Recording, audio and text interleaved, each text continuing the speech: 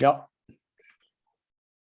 Hello and welcome to a brand new episode of Lowdown. Today I'm absolutely thrilled to be joined by the Associate Professor of Sports Management at the University College of Northern Denmark, Kenneth Corsten, to discuss all things commercialization and the beautiful game. Ken, welcome to the show.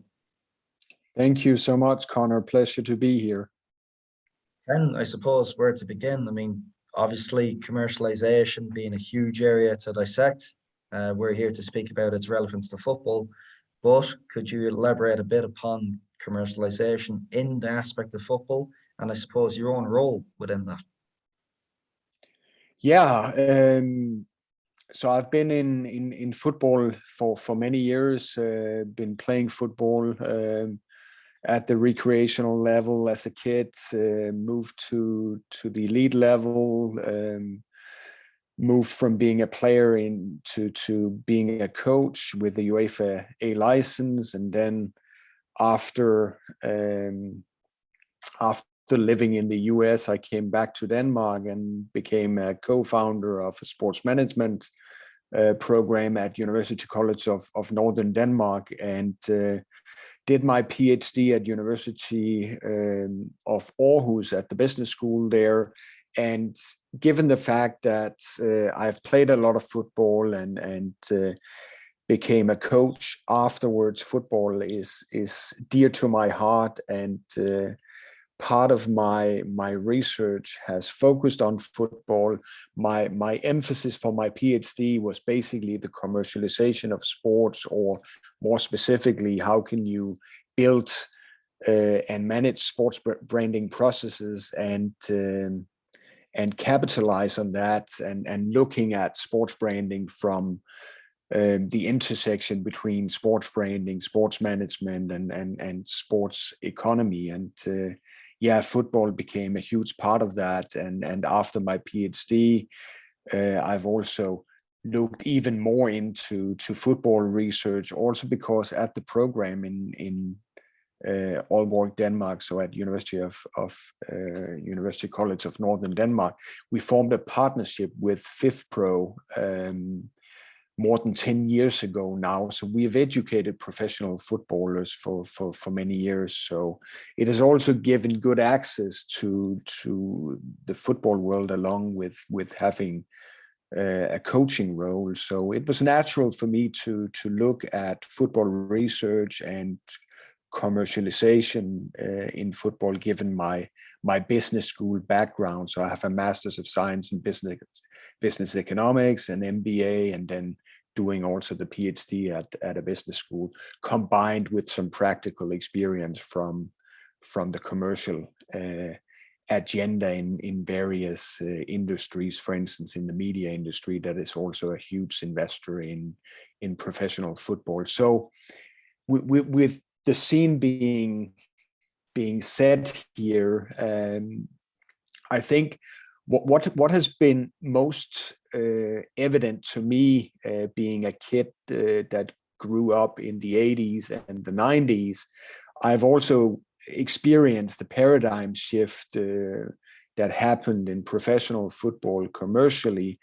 in the 1990s, with the reformation of competition formats, especially taking place in the beginning of the 1990s. The Premier League in England is one example. The Super League in Denmark is another example. And then, of course, also the UEFA Champions League being a third example. And then came the Bosman ruling in the mid-1990s that gave more power to professional footballers, and along with globalization and technological development, we have seen that being enhanced to higher extents with the integration of social media platforms and other opportunities to give athletes, and thus football players, a stronger voice. And we have also seen, media development taking place in the nexus between traditional sports media and everything that happened with the evolution of the internet. And as you said there at the beginning, Ken, you had a terrific vantage point between you were involved in the real side of the game, the coaching side, and also the academia side. When was it that you came about this realization that perhaps there was not enough value-driven conversations being had about the growth of the game?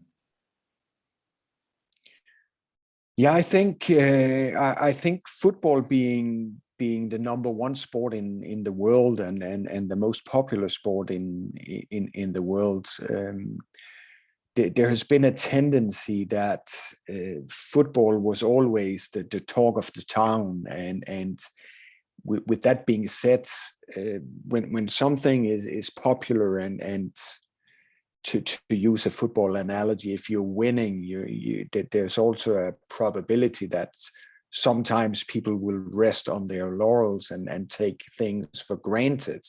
And we have seen that to an extent that football from a business perspective has been growing and growing over the years, and people have been discussing, do we see a saturation in terms of people's appetite to consume football through the media, to consume football live in the stadiums, and what will this do to the price of football? And if we look at media deals, for instance, we have seen that the price has gone up over the years. I did a book chapter along with two other authors where we looked into the development of the English Premier League. And when the Premier League was founded in the beginning of the 1990s, on average, 2/3 of the revenue came from match day related revenue sources. And today, if you take a club such as Everton, for instance, that percentage is down to approximately 10%. So we have seen business models being turned upside down because of the influence of broadcasting deals. So now in a club like Everton, broadcasting revenue or more media related revenue is accounting for the majority of the revenue generation. So we have seen that football has really changed over time, and I think with the professionalization of the game and the desire to see improved professionalization processes take place in football, it was natural that you need to pay for such a process. So commercialization and professionalization of the game went hand in hand, and that was for me a natural development. But with the involvement of some of the things that I said before, players gaining more power, new technologies and data playing a bigger role in professional football, we have also seen more complexity. So the administration and the management side of football, that side has faced more complexity. So you need people with different competencies than we saw 3, 4, 5 decades ago. Now it's a global game. It's a branding game. Football is more media, marketing, and event driven than we have ever seen.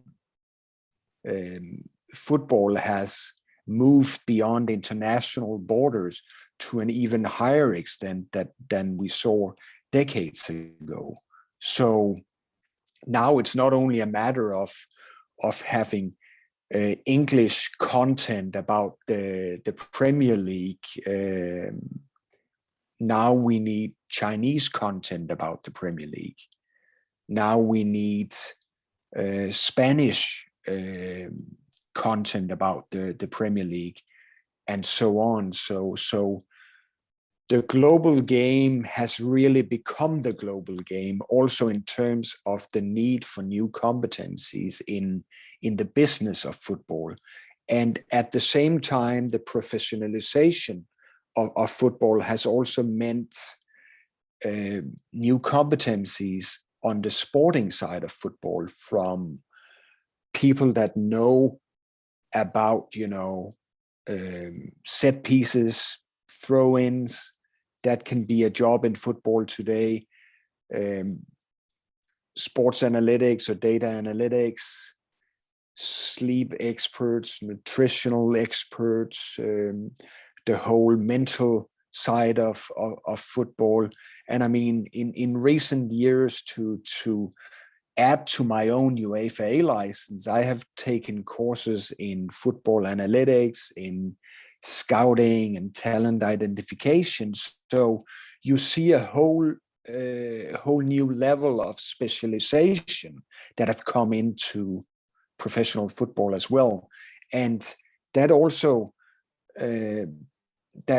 brings new requirements for coaches, because although you may not need to be a specialist in terms of sleeping patterns or nutrition or sports psychology, you still have to know about the development, and you have to approach management and leadership from a different perspective, because around professional teams, it's no longer a head coach and an assistant coach like you saw with Brian Clough and Peter Taylor back in the days in the UK, and then you would have a goalkeeping coach.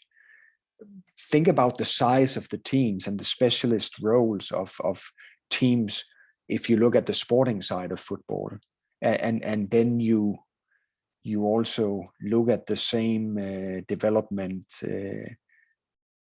when it comes to the administrative or management side of football.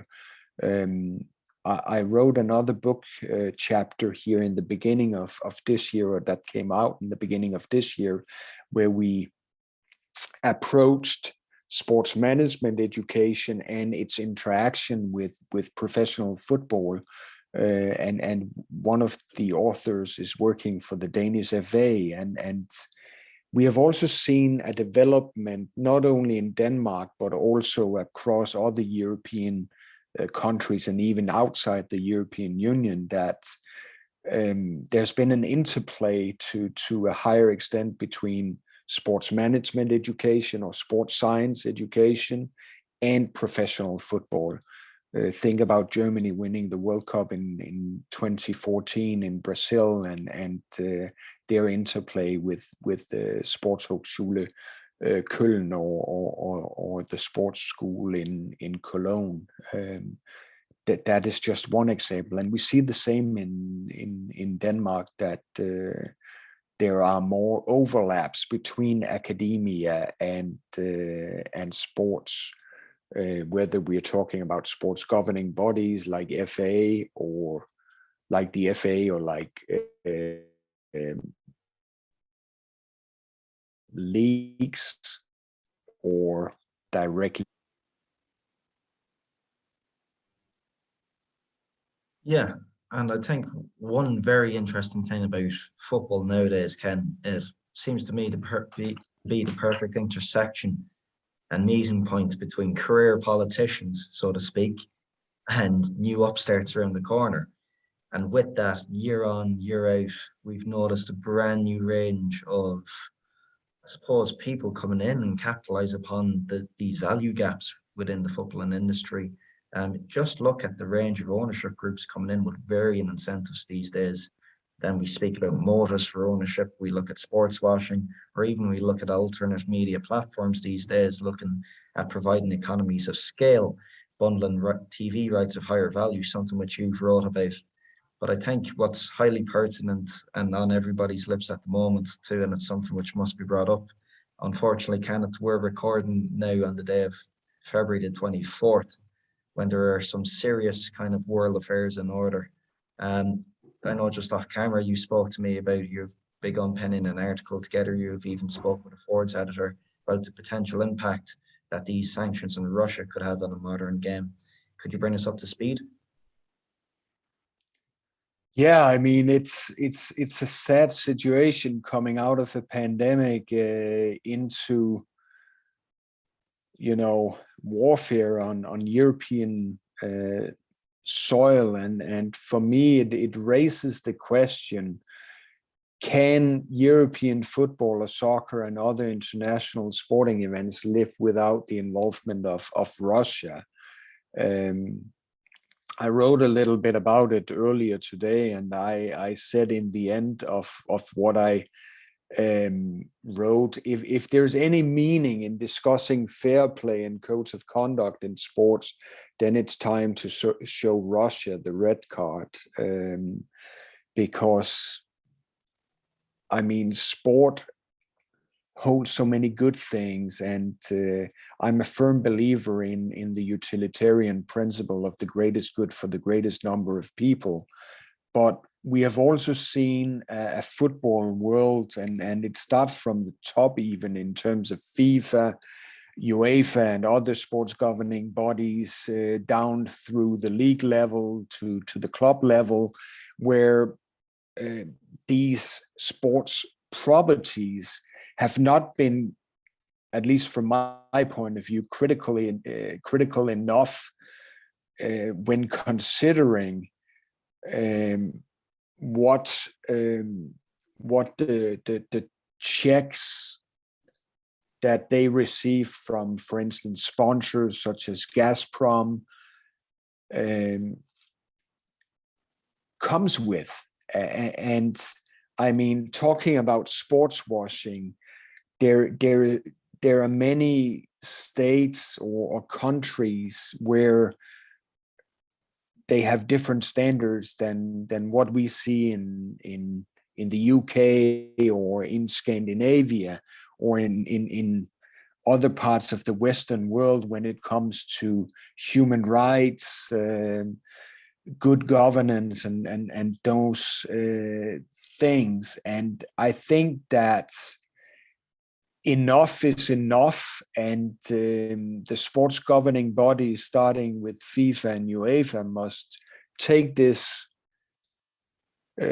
sad situation that has now occurred with Russia invading Ukraine and simply show a no tolerance policy towards Russia, and say, we can definitely live without Russia in the international football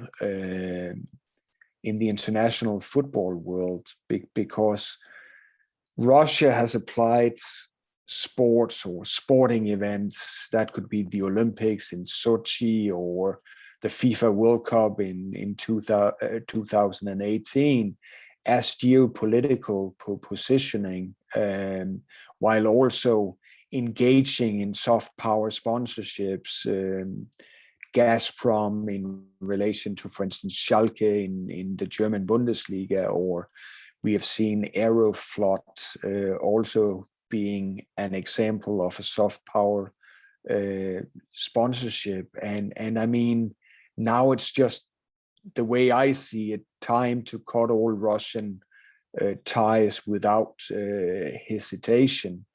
And I mean, I said in the beginning here that I've done a lot of research in sports branding, and for me, timing is always critical in sports branding contexts. And with that in mind, FIFA, UEFA, and other sports governing bodies must now, with all that happened in Ukraine over the past couple of days, they must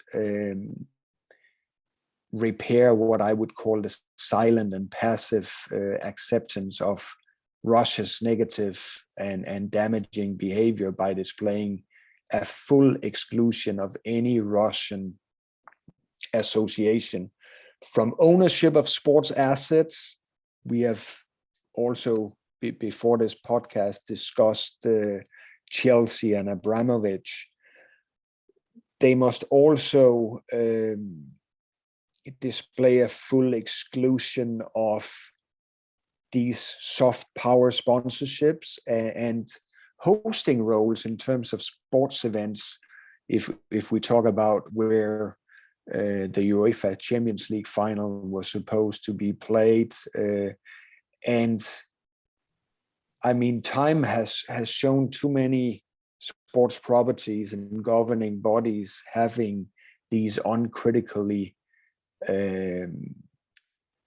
approaches to the money sent to them from what I would call the wrong senders. But now there is not only a change, but also the right moment to highlight that football can live without Russia, and the Russian connection does not enhance the perceived quality, and the perceived quality is an important and vital brand equity element, and the Russian connection does not enhance that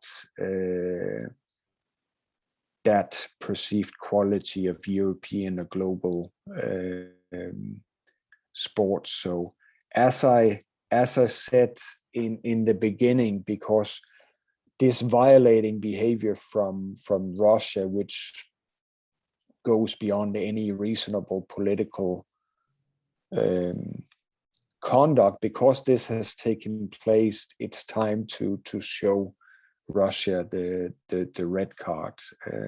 But again, it illustrates what I said earlier, that we have come a long way since the public service product days of professional football.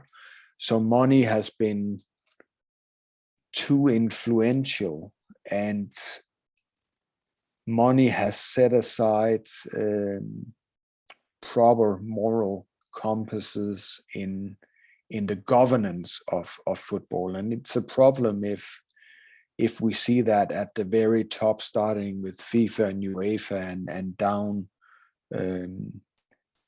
covering the football landscape as an umbrella, because we need good role models. And it's also a dilemma in an era where we have never highlighted sustainability, social responsibility, diversity, equality, social justice, and similar aspects that may influence society in a positive way. We have never promoted these elements to a higher extent than we see right now, and then at the same time we experience these problematic issues.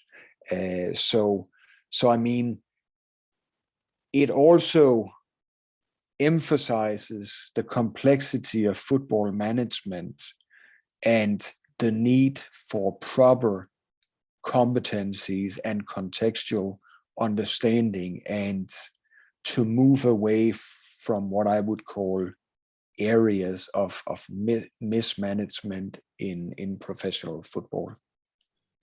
Well, the issue for me, Ken, stems, the fish rots from the head. For me, it comes from UEFA and it comes from FIFA. It's been a reoccurring pattern for years that these governing organizations have offered their hand, and such entities have taken their arms. They had so many opportunities to dispel the monster when it was at its very embryo, when it was in its embryonic stage, when it was small, and now that it's here on its front door, the problem has grown disproportionately. Nassim Taleb speaks in his book, Skin in the Game, you cannot separate ethics from skill set and competency. Now, that's an alarming quote in the context of football. When it's been going on now for 20, 30 years, we speak about the need of apt corporate governance in the game of football. This comes in the light of recent weeks when DAZN, a big sports broadcasting firm, published their 2020 accounts, which account for a 1.3 billion euros loss. So I think those are important. Those are important events to note within the context of what we've just discussed. Yeah, I mean, talking about the commercialization of football, we have seen that revenue levels have grown considerably over time, but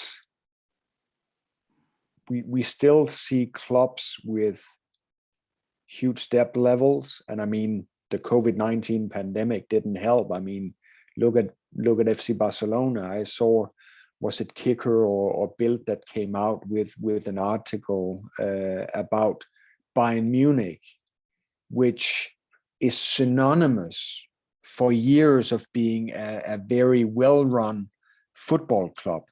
But there was an article saying, you know, maybe even Bayern Munich may be forced to sell players in the years to come. And I mean, it stresses some of the problematic issues in football. If you see very good growth levels on the revenue side over time, but you have what I would call a few actors, the players taking extreme amounts of the revenues, then it's a thin line. And then in professional football and other elite sports, the most important thing for people in charge is the ability to compete. So they will always strive to compete. And that's where we see a dilemma or a paradox, because if they are striving to improve the ability to compete, and we know at the end of the UEFA Champions League or at the end of the Premier League or the Bundesliga or La Liga, there's only one winner. But everyone will strive to compete. Then you will see some of these circumstances where fair play and good conduct and good governance is kicked out of the box, because it doesn't help these entities to win or to improve the ability to compete, and that's problematic. And that may speak to the fact, or in favor of the fact, that we may need additional measures to enhance good governance practices in professional football. We may need additional intervention, whether it's regarding who should be capable of qualifying to own a professional football club and to operate a professional football club in the UK, in Denmark, in Belgium, in Spain, but also other guidelines, as we saw now with FC Barcelona losing Messi, although both parties seem to have the willingness to extend their partnership, simply because that the financial aspects didn't match what was sound or reasonable economic responsibility. And then, you know, he could move to Paris Saint-Germain, which is owned by Qatar Sports Investments. So, I mean, what does all this show? Is this a good business acumen? I mean, many people, at least from a moral and ethical perspective, can raise questions about this, certainly. certainly. So I think that we see a lot of areas of mismanagement in football, and we have also seen over the years that the gap between the richest clubs and the rest of the European football pyramid, that gap has widened. And I mean, there's been a constant power struggle. I mean, before the UEFA Champions League, it was the European Cup, and it was only a tournament, a European tournament for the domestic champions. But the power struggle has meant more power to the big leagues and the big clubs over time. So it's not a coincidence that we have seen the threat of piracy leagues, and that we saw everything that was happening last year in terms of the European Super League, especially at a time when a global pandemic hit international football and either stopped the production line for a while, or at least devalued the revenue generation and the production line of professional football. And then came JP Morgan Chase and said, you know, hey, we can help. And I mean, going back to the ability to compete, some of the top clubs that have invested in the best players, Real Madrid, FC Barcelona, and, you know, the other clubs that were in the group trying to break out of the European football pyramid in the form of the European Super League, was ready to protect their position in the top of the hierarchy.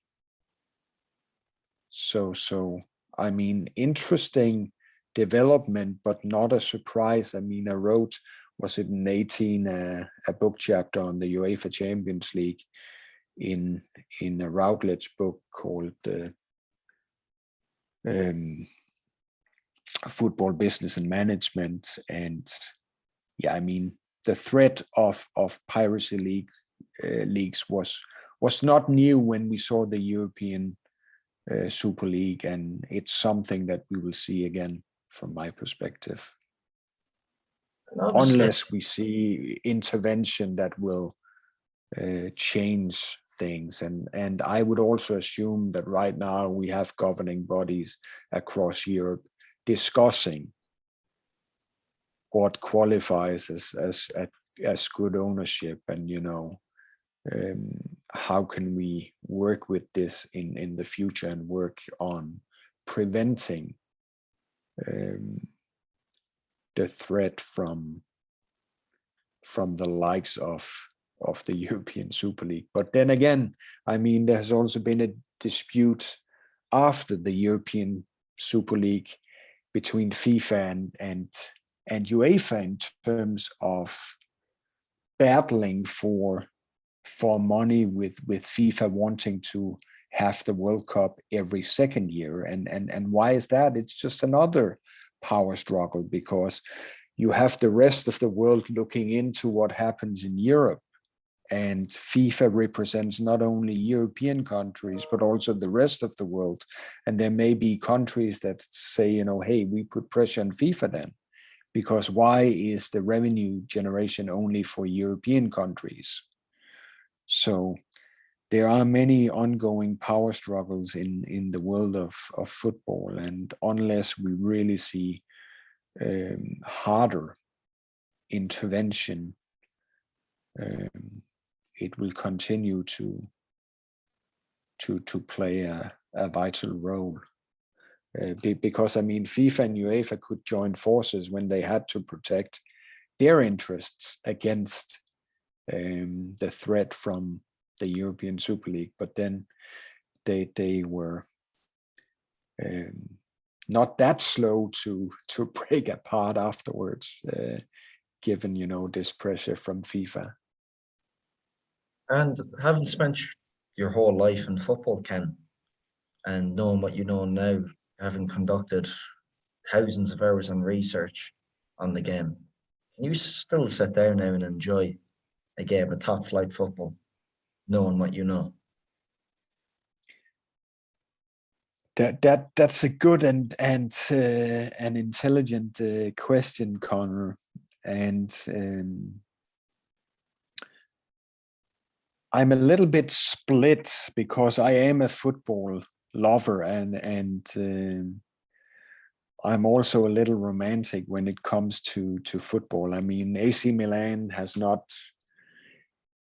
been playing at the same high level as they used to do when the Italian Serie A was the #1 league in the 1990s and late 1980s, and that's when I was a kid. So I've liked AC Milan ever since, and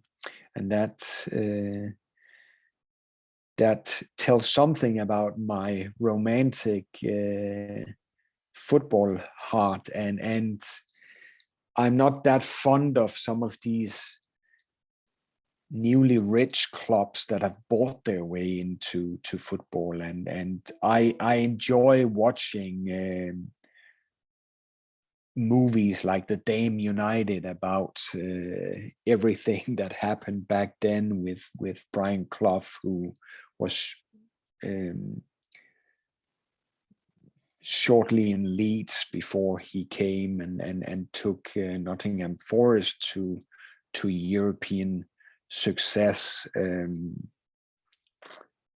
And I really like the German Bundesliga for their fan welfare maximization and their fan-centric approach, the 50+1 rule. So the high focus on the membership-based approach to football, which also have influenced the league to protecting the core of its football culture, and may have led to the highest average attendance level across professional football leagues worldwide.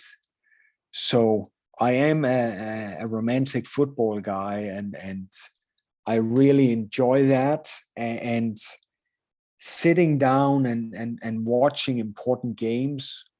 I'm also a football coach and a former player. So of course I enjoy the skill sets of the best players playing for instance, Manchester City. I don't like the way City has come to the very top of global football, but I admire the way that they play under Guardiola. That's fantastic. But then again, seeing the other day that there was a celebration of Marco Reus in Borussia Dortmund, a guy that have always been with the club, at a time where, that's a rare occasion. That's something that I admire, that, you still see that some of these players in professional football, even in top professional football, they still have a heart where you see that the heart is beating for certain clubs. I mean, the likes of Steven Gerrard or Paolo Maldini, that's a rare occasion in professional football today. And we have seen and talked about that professional football has also developed towards players having more power, and players, and especially their agents, being paid on a commission base. So you can draw parallels to real estate agents saying, the higher the price of a house and the higher the frequency of selling houses, the more they earn. So you have some forces here that may shape football in a certain direction. So, I mean, habits is influencing behavior, and behavior is shaping culture. So it's a different football culture in professional top football today as than we saw 20, 30, 40 years ago. And there's certainly things that I don't like about that development. But I mean, that's what happens when you start to give away power and give away power to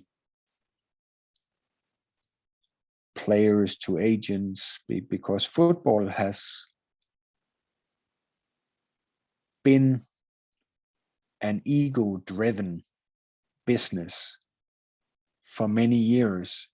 And when you give away too much power,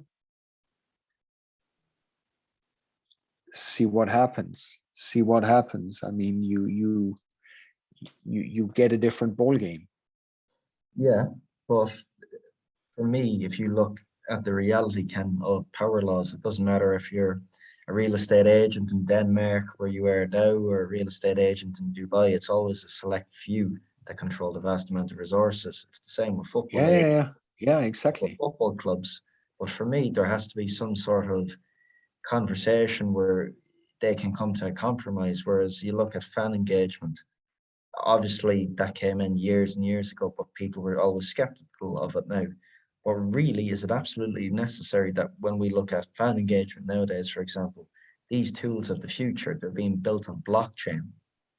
We're in the general relative domain of life. We're still trying to figure out what that actually entails. Yet in football, we just roll out the red carpet continuously. Yeah. And you can say where there's money, there's greed. And if you have a marketplace with the money flow, there will be an interest to gain a share of that money flow.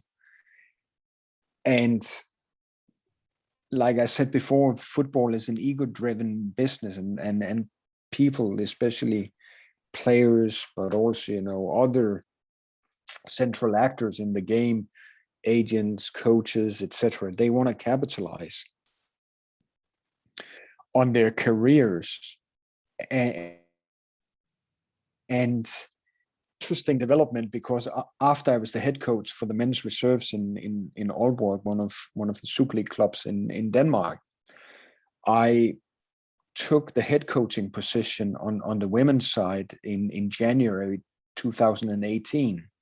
And at the time, they had just fired the coach in the bottom of they played in the bottom of the third tier, and just saved the existence in that league 3 points above the relegation zone.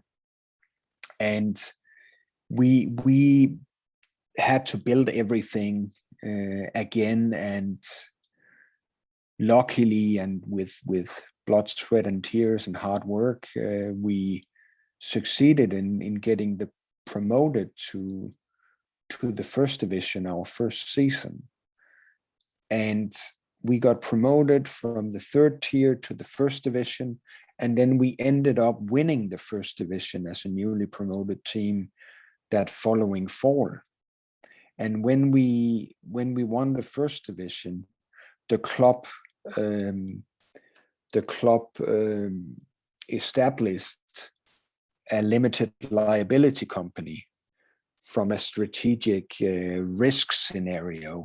So Aalborg BK, there's a mother club, there's an LLC that runs the Super League team and the academy teams on the men's side, and then the club established a similar structure on the women's side.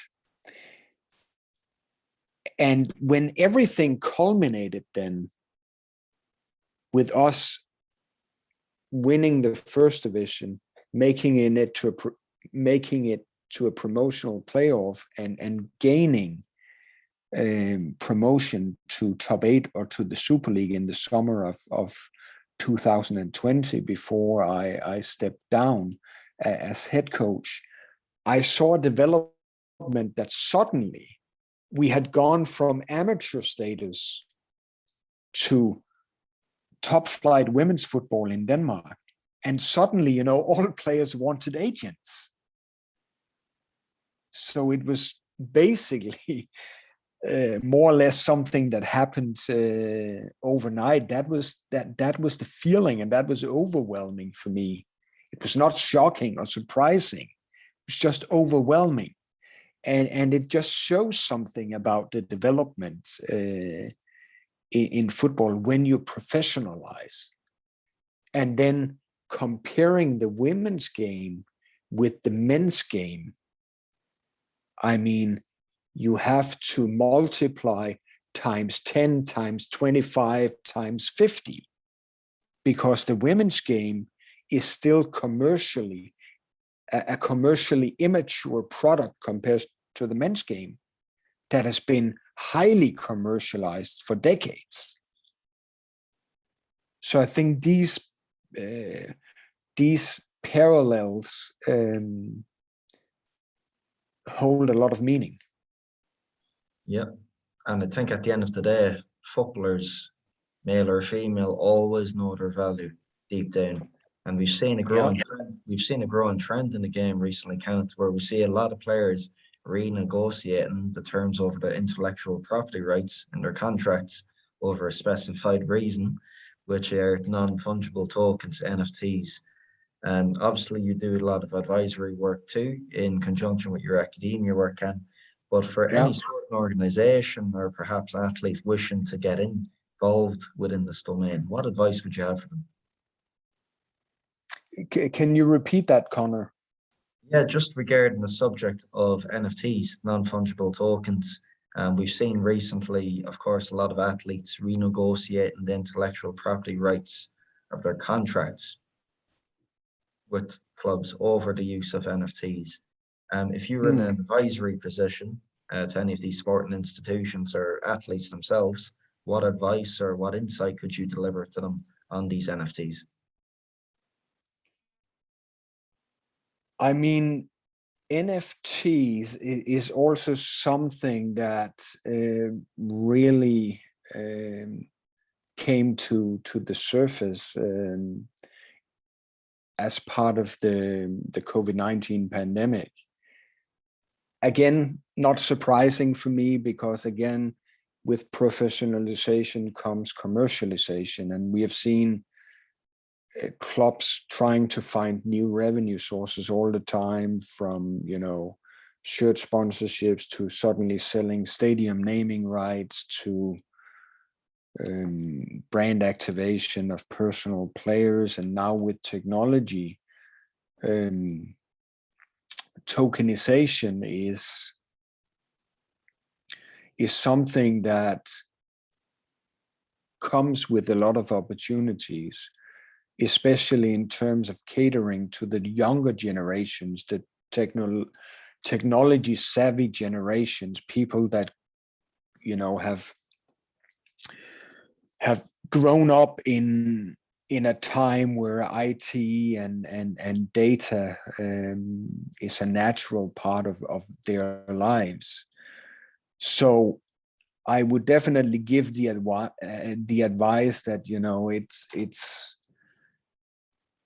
a world of opportunities also for football clubs. However, when trying to navigate in the world of opportunities, there are some ethical concerns, because with commercialization, the price of football has increased over time, and in the ecosystem of football business, the fans have paid higher prices over time. So you speak about fan engagement. So if we're talking about tokenization or fan tokenization here, Connor, I would say that clubs and football entities or properties or rights holders should be aware of the volatility of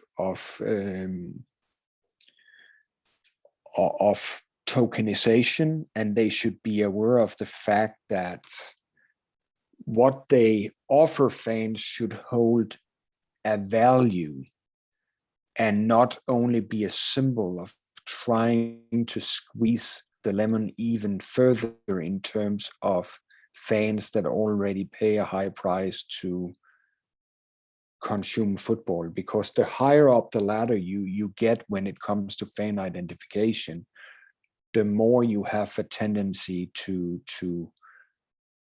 consume things related to your favorite club, whether it's attending matches live in the stadium, whether it comes to having the biggest television package at home so that you can sit in your couch with the convenience of your remote control, to having the first jersey, the second jersey, the third jersey. And I think sometimes, the fact that you have a saying in terms of determining the song that is played in the stadium when your favorite team scores a goal. I mean, what's the real value of that? But then again, I don't represent any segment in football that may have value for some people.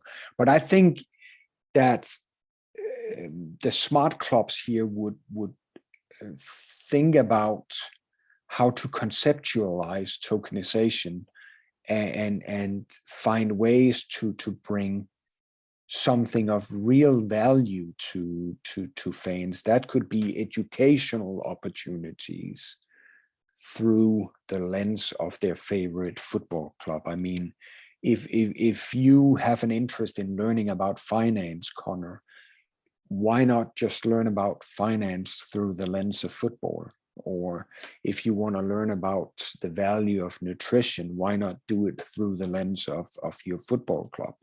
Or if you want to learn about journalism or the media spotlight, why not do it through the lens of your favorite football club?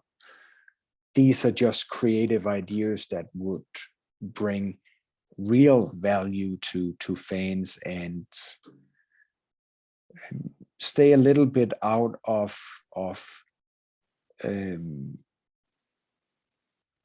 the dangerous roads when it comes to volatility, and the volatility that we have seen in relation to some areas of cryptocurrencies and tokenization. And I think this is under the current guise of Web3. I mean, you've wrote a little paper on this before, Ken. I mean, what were the main takeaways you yourself when you were doing that paper in terms of what will actually be the impact of Web3 in football? I mean, what are some of the technical and data and initiatives we can expect to see over the coming years? I think, as Marshall McLuhan once said, the medium is the message, and we also live in a global village. So the world has become a smaller place, and especially for football clubs located in, for instance, top 5 leagues around Europe, I think that we can expect to see more opportunities and revenues coming from such technologies. And I think that we will see more and more clubs and football entities trying to gain more contextual understanding from how they can exploit these opportunities. But I mean, it will also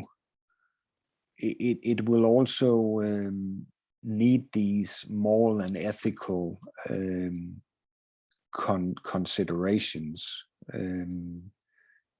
because we still need to see more scenarios of providing real value. But I think that digitization is here to stay, and it will continue to grow, because it speaks the language of younger generations, and it also provides an avenue for more precision marketing for football properties and rights holders. So I think we'll see more and more sports properties, football rights holders trying to educate themselves and their customer base about the opportunities linked to Web3 and tokenization. And you have also seen that professional athletes have gone into this world, and that will be a driving force for this development, because the popularity among athletes to dive into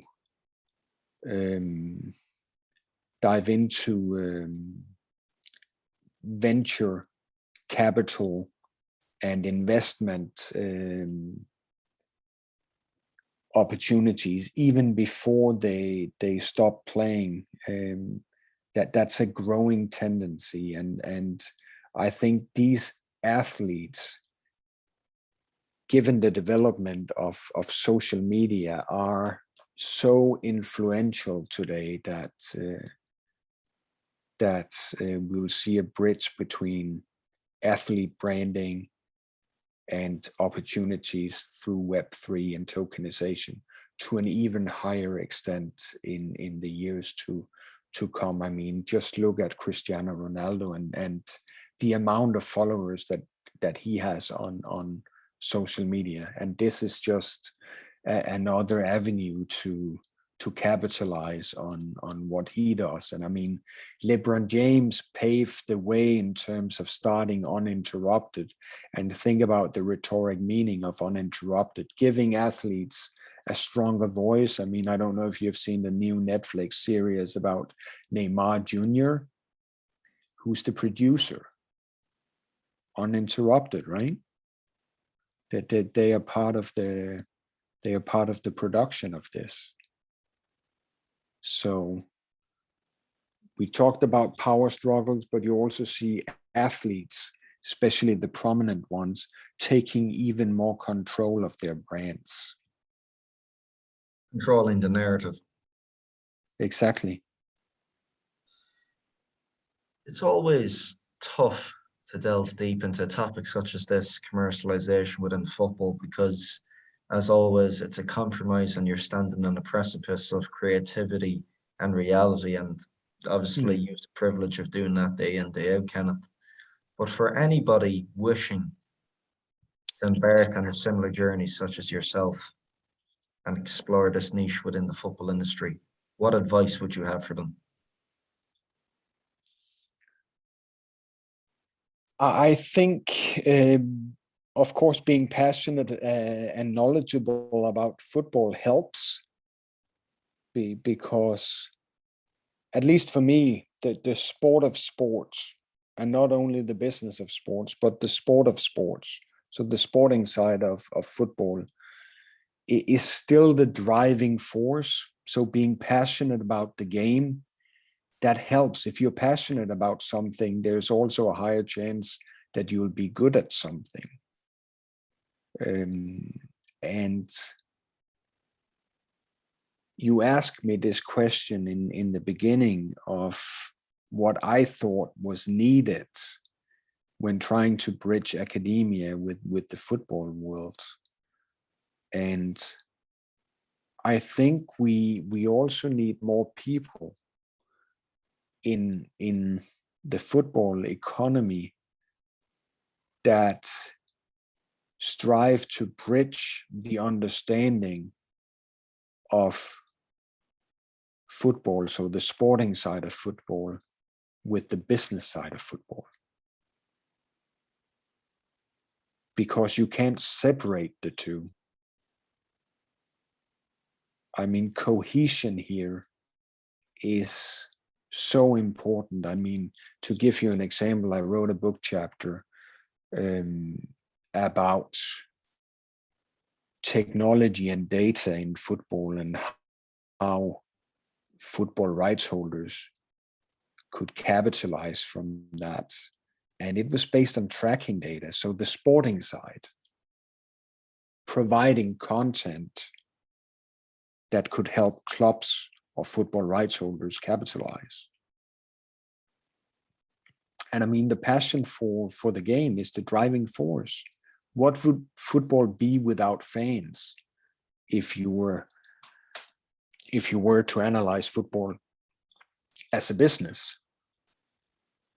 No media investments, no sponsorships. I mean, the fans equal the running engine of football.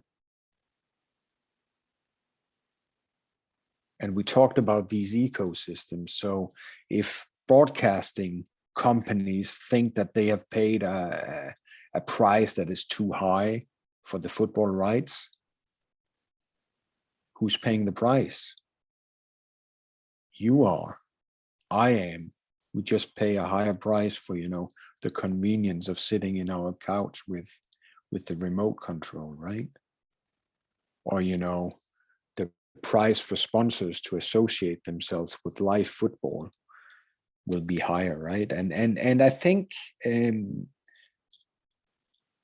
there are only a few assets that can move customers and market shares in the same way as live sports. And I mean, football here is the pinnacle, being sport number one in the world.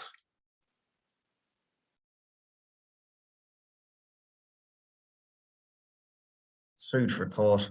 There's a lot we've discussed over this past hour, which I'm still pondering about. So much so I'll have to invite you back for a round two. But Kenneth, Yeah, I'm happy to do that at some point, Connor. Kenneth, where's good for everybody to keep up to date with your musings? Can you repeat that? Where it's good for everybody to keep up to date with your work? To keep up to date with my work, and I mean, I try to be active on social media. So LinkedIn is a good and professional platform to engage with me. Happy to connect with people that find what I talk about useful. And I believe in the process of lifelong learning. Life is an adventure, and it's a journey, and you have to learn every day. So, I mean, human relationships is, the most important thing in football. So LinkedIn would be a good place to follow my work. I also have a website called kennethcorson.com. So that could be another avenue. And I try to write now and then. Sometimes I'm successful in sitting down and finding the time to write also for my blog. But again, I have a busy schedule also, doing consulting on top of my research and teaching at the university or across other universities in different countries. And then, I mean, football takes up a lot of my time. now not being the head coach for a specific team anymore since I stepped down in 2020, but I'm still a scout, and now I'm a supervisor for some of the youth teams and their coaches in all boards. So I'm still on the pitch quite a lot, and still spend 4 to 6 days per week on football. So if you come to Denmark, you're welcome to visit me in Aalborg as well. I think a visit is long overdue. 4 years in the making. But Kenneth, absolute pleasure to have you on. My pleasure, Connor. Always fantastic to get the chance to discuss football with you, whether it's on this podcast or in other areas. So thank you for your good work, and keep up the good show here, Connor, and a pleasure to participate.